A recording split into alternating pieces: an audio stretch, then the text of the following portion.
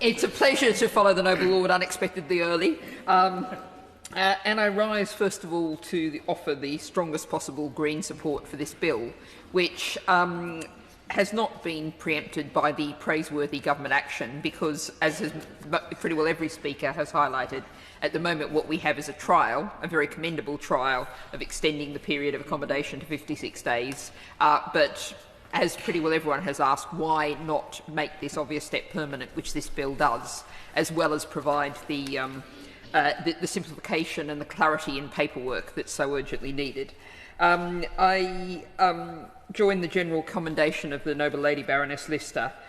She is living proof that my hashtag campaigning works is indeed true, and a decade of campaigning has got us to this point, and she deserves the highest possible commendation for that.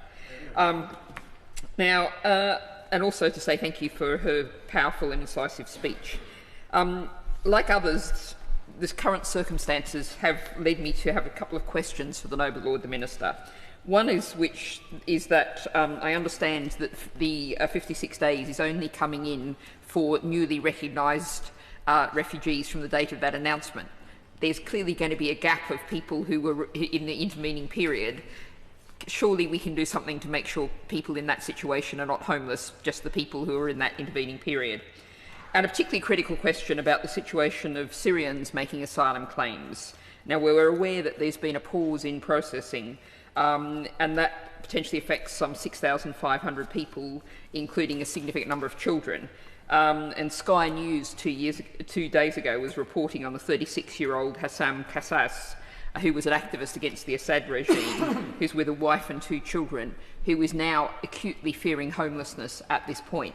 So can the Noble Lord the Minister explain what's going to happen to Syrians affected by the pause in terms of housing? Because I think that's something that really needs to be put on the record.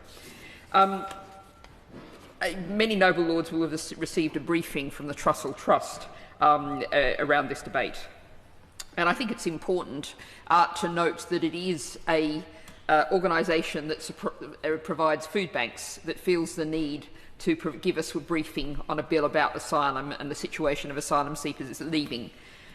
It's really worth stressing, because I think there's not enough public awareness of this, that while people are seeking asylum, the asylum support rates are £49.18 a week for those in Home Office funded accommodation and £8.86 for those in accommodation where food is provided.